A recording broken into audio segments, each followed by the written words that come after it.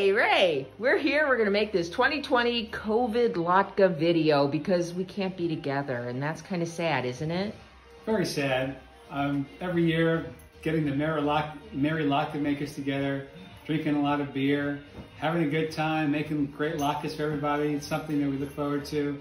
And this year, we have to do it over Zoom. It's not that fun and exciting, but hopefully everybody can have good latkes this Hanukkah. All right, very good. So show us some of your tricks and tips. Let's start with ingredients. Well, before we get into ingredients. Oh, okay. Yeah, what do you want to get into? I just want to talk about where the recipe originates from. So my father was a kosher chef, and when he made latkes for the masses. He worked in hotels, so he'd be making thousands and thousands of latkes in his day. Then he started making them for his synagogue, leading a whole team, and he was a tough guy to work for, much tougher than me, I can tell you that. But he had a really good recipe. He was just an amazing kosher chef. Do you still use your dad's recipe? Actually, yes, I use his recipe. With really very, very little modification. Pretty much, I follow it very closely to what his recipe is. And is that recipe in our new cookbook, the Sisterhood Cookbook? It certainly is in the new cookbook. And for this Havdalah event, or I guess it's not technically a Havdalah event, but for Hanukkah event, I did pare down the recipe. It's in 10 pounds of potatoes at a time, because we're usually making it for large groups. But the recipe calls for only 3 pounds of latkes, which is enough. 3 pounds of potatoes, which is enough. Put her away. Yeah. So we pared down the recipe from 10-pound batches to just a 3-pound batch of potatoes. And you can even make it smaller. If you're home by yourself, it's all ratios. You just take the ratios that are in the recipe and you scale it down. If it doesn't come out exactly with the ratios, it doesn't matter. It's still going to work. It's still going to be delicious. And so let's move on to ingredients. Okay. So here we have ingredients. Obviously potatoes, onion. Basically the recipe calls for about a 3-to-1 ratio in terms of weight of potatoes to onions. Okay, well, Ray, you know that I'm a terrible cook. So I'm just going to say, what kind of potatoes are you using? You can really use any type of potato you like. What I prefer is your basic Idaho baking potato. It's a little sturdier, and so when you it's just going to hold together better. So that's what I prefer. And holding together is really important. Otherwise, you just get you don't pieces want it to become mush. Yeah. Okay. Onions, you want to use yellow onions. But I love sweet onions. People think they like sweet onions. You definitely don't want to use sweet onions. You want to use yellow onions. You want to get that good onion flavor. Sweet onions are great when you're eating them raw. You don't want to cook with sweet onions in the recipe like this, because you will not have near the onion flavor that you want. So that's obviously the main ingredients. Okay, again, then we're talking ratios again. Eggs. It's about 1 egg per pound of potatoes. So you're making a 10-pound batch, 10 eggs. 3-pound batch, 3 eggs. You're just making 1 pound of latkes. You just use 1 egg. I do want to point out that the bird of the month is... Who is the bird of the month? Talented Tiffany. Talented Tiffany dances in the shade, making the most of a beautiful day. Oh, that's so nice. We love chickens. Okay, there we go. We got our eggs. Okay. Those look very lovely. That's the main ingredients there. Now we got the filler ingredients. Filler ingredients. Okay, what are those, Ray? So you're going to have some flour. Okay. You're going to have some matzo. Is that just like regular white flour? Just regular white all-purpose flour. What if I wanted to use something else? What if I had cake flour at home? Would that make sense? Or are they going to be too fluffy? I've never done it. I don't know. Okay. Probably doesn't matter all that much. What about whole wheat? Basically, all the flour is doing is kind of acting as a binding agent, so it probably doesn't matter very much. My dad's recipe calls for a combination of matzo meal and flour. If you don't have matzo meal, you can use all flour. If you don't have flour, you can use all matzo meal. Using the two together just gives you a little bit better consistency. Too much flour and it just gets pasty, which you don't want. And with matzo meal, sometimes you have to start using too much matzo meal if you don't have a little flour. So using some of both works best, but you can get by with one or the other. Okay, so like you just said, using too much matzo, you said with flour, it makes them pasty. What if I just use matzo meal? Would it make them chewier or something? No, what would that be? It'll be fine. It would be fine. Yeah. Okay, you probably super. won't notice much of a difference. Are there any other ingredients we need to know about? Baking powder. You put a little baking powder in there to get so they fluff up a little bit. Some pepper. And I noticed it's white pepper. Is there a reason for that? White pepper because that way you don't even see the pepper in the latke. If you have black pepper, you're gonna have little specks of black in there. And just for aesthetic reasons, you want to use white similar pepper. to like you'd use white pepper for when you're making mashed potatoes then. You just don't want the black pepper flakes. Okay. Some kosher salt. Kosher salt. And a little lemon juice. And a little lemon juice. Why the lemon juice? And lemon juice keeps the potatoes from turning brown. Now, you don't have to add lemon juice. It's fine. It's going to taste the same. But if you want the potatoes to stay white through the whole process and not turn brown, you just put a little bit of lemon juice, and we'll get to that later, but that will keep the potatoes white. You're not going to notice the flavor, so it doesn't change the flavor of anything by adding it. And so it's just a nice little touch, but if you don't have lemon juice, it's going to be fine. You can also use a vitamin C tablet. If you don't have lemon juice, just crush up a vitamin C tablet and some water, and just add a little bit of that, and it'll work just the same. I was thinking that perhaps because a lot of people with the COVID restrictions are only going to be making small batches of these, maybe the lemon juice isn't even as important. I would say the lemon juice is more important when you're making like for the masses, right? Yeah, because you got it sitting around longer. But ultimately, even if potatoes turn brown, it doesn't change the flavor because you're not sitting around. The potatoes aren't sitting around that long. It's mostly just an aesthetic thing. All right, very good. Thanks. So those are all of our ingredients. Those are our ingredients. So this is Harry's Hanukkah wolf. I thought that was very appropriate to show everyone the Hanukkah wolf plate. So where are we at now, Ray? So the food processor. Optimally, what you want to do is you want to use the shredder attachment. That's going to create little juliennes of the potatoes. They'll cook really nicely that way. It won't be too mushy, and it's actually quite easy to do. It's easier than using the blade. What if I don't have a food processor? If you use the blade, use the blade. Sorry. Then what's going to happen is, in order to get it so the potatoes are in big chunks, it's going to turn into a mush. Now you could do that, but it's going to be a mushier product in the end. Okay, almost more like a German potato pancake, right. than a true latke. And if you don't have a food processor, you just use a hand grater, like Bubby used to do. Right. A little skin in the game, as Bubby used to say. Yeah. Okay. All right, so we're gonna put this together. That shouldn't be on. Okay, so we're gonna take our potatoes. Now you've had your potatoes in cold water, right? Cold water. So now we're just gonna basically cut them into quarters, just so they fit into the machine. Okay. Let's get another potato. And again, this is where your team really comes into play when you're making potato latkes for the masses. You really need a lot of people to be doing this kind of prep work, right? The peeling. Yep, absolutely. And cutting, all of that. It's amazing how quickly, when you got a team, you can peel 10-pound potatoes in no time at all. If you're doing it yourself, it's going to That's a lot of potatoes. Okay, yeah. All right, so we're going to turn the processor on. And away we go.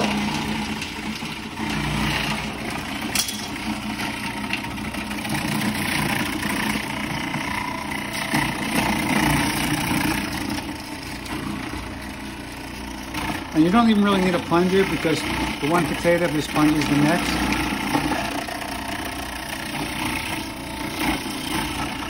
Bet you could use a plunger if you didn't feel comfortable with that. Yeah, and then you might have to use one. This one's a little fat. Oh, there he goes.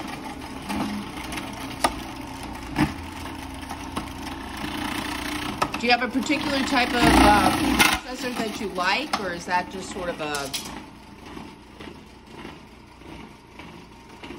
thing that just whatever you have in your kitchen is good and will work? I think you use whatever you got. Okay. All right, so we now have our shredded potatoes.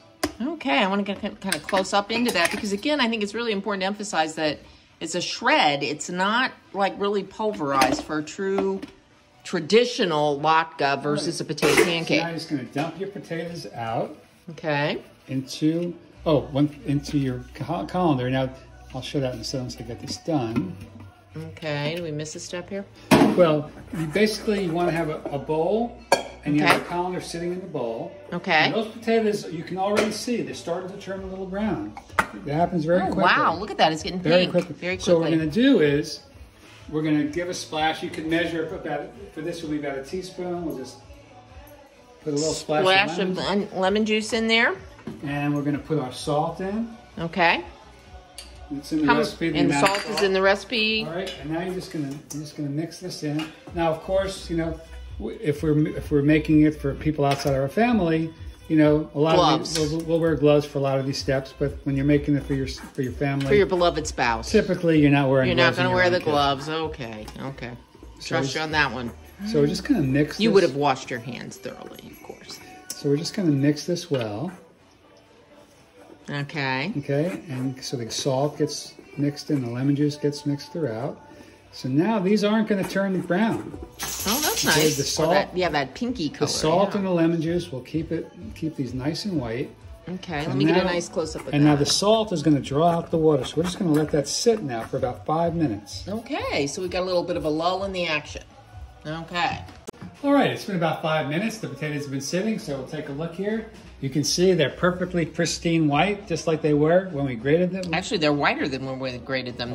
That pink color's all gone. Maybe a little whiter, yeah. And then, if you look, don't go away. I'm not heading anywhere. Okay. Look at all the water that's come out. Woo! And there's no squeezing. That just is dripping out of the potatoes. Is that the salt? The salt, yes. The salt helps pull the water out of the potatoes. Very cool. We're not going to stop there. We're going to squeeze out the potatoes. So it works well as you find a plate that kind of fits in your colander. Depending on how big a colander, how much you're making, the size of the plate will differ.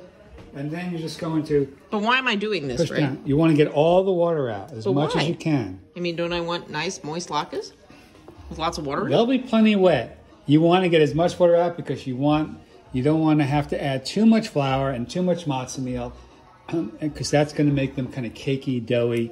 You want as little, adding actually as little of those ingredients as possible, which means you want to get as much water out as possible. So I just gave that a nice squeeze. Do a little bit more with your hands. It works even better.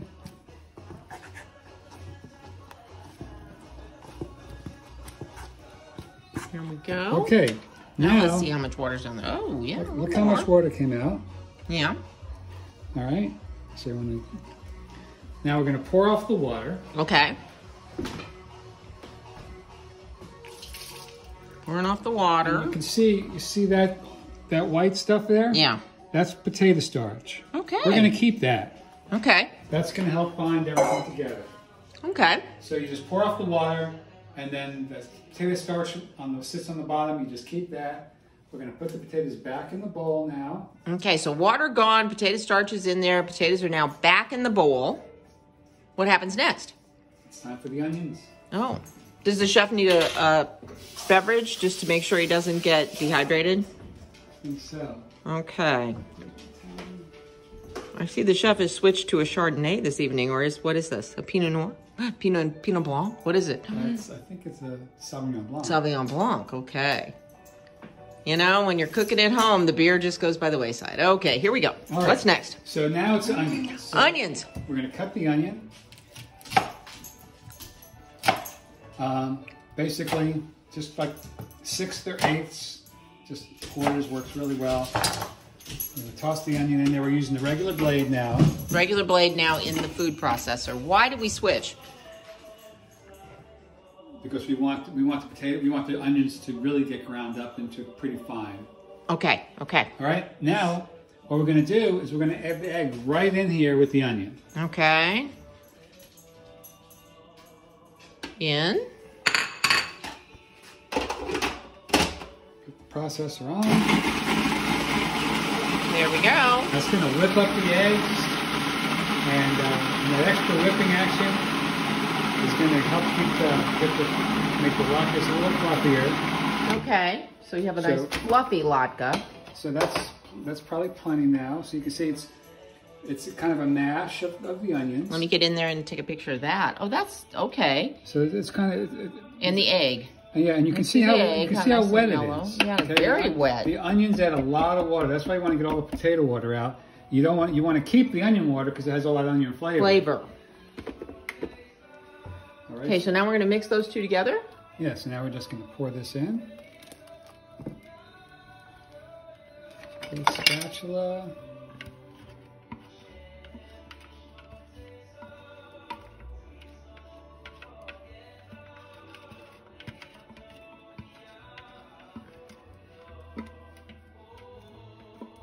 Getting every little bit out there. All right. Okay. Don't waste any. All right. Now what? Okay, let's get this. Okay. All right. Okay, so now we're going to kind of mix this together. Okay, so this is our onion, egg, potato mix. Again, maintaining that beautiful color. We're going to throw in our white pepper. Okay. Again, just the amounts are in the recipe. Our baking soda. Baking soda giving it a little bit of a lift, right? Baking powder, not baking soda, I'm sorry, baking powder. Baking powder, okay. Baking powder, not baking soda would not taste too good. Yeah. No, right. Okay. Baking powder. Mix this up. Now, the amount of flour and matzo meal that's in the recipe, that is just a suggested amount. Because how much you need is going to completely depend upon how wet your mixture is, which is going to depend upon how effective you were in squeezing out the potato water and how wet your onion is. So it's always a variable that's going to be a little different every time. So I measured out some of this. I'm not going to use it all. So first I'm going to start just put a little bit of the matzo meal in. A little bit of the flour. Sort of like a half and half, or a little more flour than matzo meal. What's your preference? I think it's actually a little more matzo meal than flour, but about even amounts is going to work well. Okay. And again, it's COVID. Oh my gosh, I haven't been doing Atlanta in an age. I don't have any matzo meal. I'm going to be fine using all flour. Right? Yes.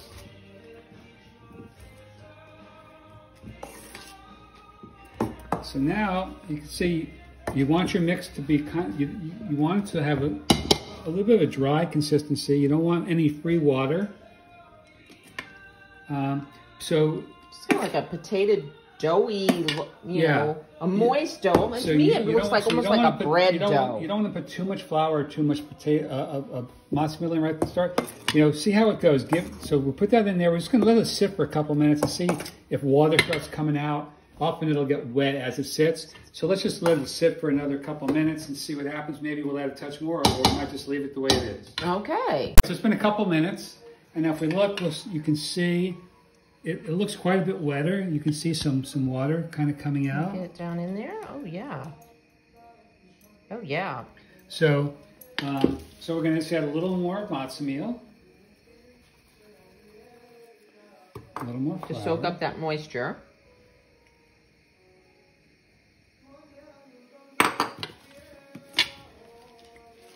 And we're going to mix it in. Now, some may ask, well, what if you're gluten-free? What should you do? Question. So you're gluten-free and you don't want to put the flour in there. Well, you can leave out the flour completely. In fact, my daughter Alyssa, who's also a chef, she doesn't put matzo meal flour in hers. She does it just without, and I'll show you what she does instead to get rid of the water. But now I'm happy with this consistency in terms of the moisture. And so we are now ready to fry. I just put up my oil. So you want about 1/4 inch of oil. You want the oil to come up to be about halfway up the side of the latke. You don't want it to submerge the latke, but you want it to come up far enough that you get a nice fry on that latke.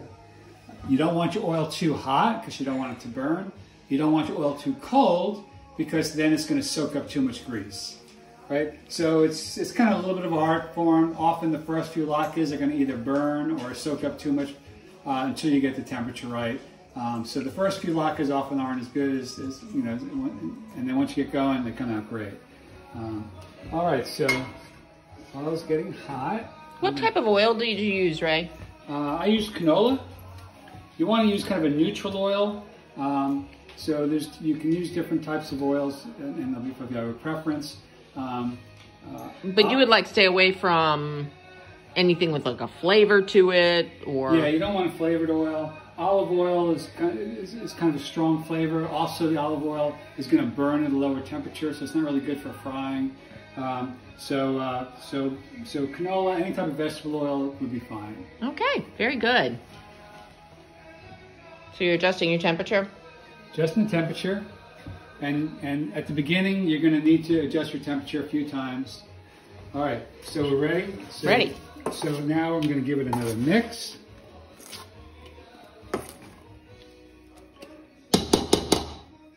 Get rid of the big spoon. Now, a big mistake sometimes people make is they make them too big. A smaller latke is gonna cook better. It's gonna be tastier because it's gonna cook more evenly. Get a nice crisp on the outside, still moistened on the inside, and it's not gonna get too greasy. You make them too big, and it's just gonna take too long to cook. They're either gonna get burnt or they're gonna be soggy and greasy. So you're trying to tell me size matters? Yes. Okay. Absolutely. Okay. All right. All right. Here we go. Actually, that one's even a little bigger than I'd like. So I'm going to adjust it down. Here's our first one in the fryer. The temperature actually looks pretty good. That one's better. You kind of know that by how it's bubbling and popping? Is that kind of your... Yeah. You also don't want to crowd your latkes. Give them space. You want them to breathe. You don't want to crowd them around. And that allows for the oil to be evenly distributed. You aren't going to have spots where that's going to be And also your oil doesn't cool down too much. Oh, okay. They're going to cook a lot better. Okay. So we'll get this first batch. Do you have a preference on frying pans? I noticed you're using just a regular steel frying pan. I like a stainless steel frying pan, but you can use a non-stick. It doesn't really matter. Okay, and I know you've used electric before too. And electric frying pans as well. So this one, probably a little hot. I'm going to turn down the heat. How do you know? Okay, so yeah, using your tester one from the beginning, you know it's a little too hot because cooking it's a little too fast. Okay. Too quick, so I turn down the heat a little bit. Okay, let me get in there and show that it cooked a little too fast. You can see it's browning too quickly, right? Is that the thought? Yeah, but it's not burning, so it's good. Okay, good. Right, we're gonna flip that. Now, how did you know to flip that? When do you know to flip it? When you just kind of, basically, you kind of look at the edges, you see it brown, then you do a little peek on the and make sure it's. And then once you see it, you can give it a turn. Okay.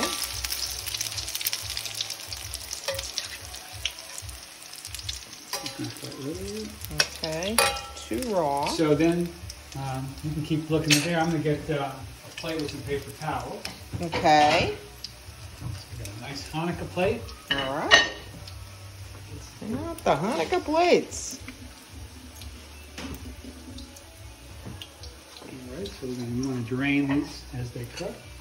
Let's see. No, not quite. These are cooking a little slower. I turned down the heat, so these are cooking a little slower. And you're happy with that? Yeah, they're cooking. I like the pace of the cooking now is better. Okay. It was a little too fast before, a little too hot. It smells like latkes. It smells like latkes. The whole neighborhood will smell like latkes when you make them for a lot of people. I know that.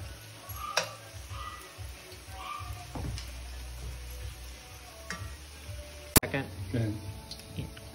Okay. Also, it's hard to flip a latke with one spatula. It can make a mess. It can be dangerous. Use a two spatula method, and it just flips right over. Do that again for me, please. Right there, we've tested it. Oh, you flip it in and it pops in, and then you're not splashing grease. You're not splashing oil all over the place. Oh, wow. But you can see how nice that latke looks now using this method. You got a perfectly shaped latke, and compared to, so aesthetically, it's a prettier latke. And so I don't know. I'm kind of like my Heimish latkes. So it's, and so for restaurants, this is important. This is how she likes to do it. And I like this method a lot, actually. It's something that my dad never did. I never did, something I learned from Melissa. And I really kind of like this method. It's a little more trouble because you got to squeeze it out, you know, as opposed to just spoon it out and throw it in the pot. But I really kind of like this method. It makes a really nice latte. And then it's gluten-free. You don't have to have a mixed crowd. You don't have to have gluten-free and non-gluten-free. You just make them all gluten-free and they're all delicious. Super, very good, thank you. I know, Ray, I think these look pretty good. I'm looking forward to eating them. All right, very good. Now, what do you like to put with your latkes? I'm a traditionalist. Applesauce is my favorite. I also like sour cream, but applesauce is really the way I like to eat them. A lot of people like different toppings, and we'll talk about that more when we do the live show. But I'm not a topping guy in general, but I'm open to trying new things, even though I'm kind of a traditionalist. Very good. Let's eat some. Let's demonstrate some eating here, right, Matthew? Okay, let's see what we got. Okay.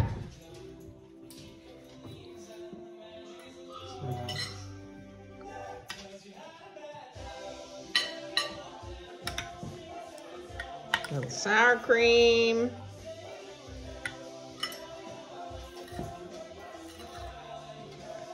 Crunch on the outside, nice and moist on the inside. Let's take a bite first. Take a peek. Let me take a peek. Take a bite first. Very nice. Okay. Any condiments. Okay. Straight up plain, good? Getting a thumbs up. All right. Very good. So nice and moist on the inside, crunchy on the outside. Your perfect potato latke. Wonderful. Super.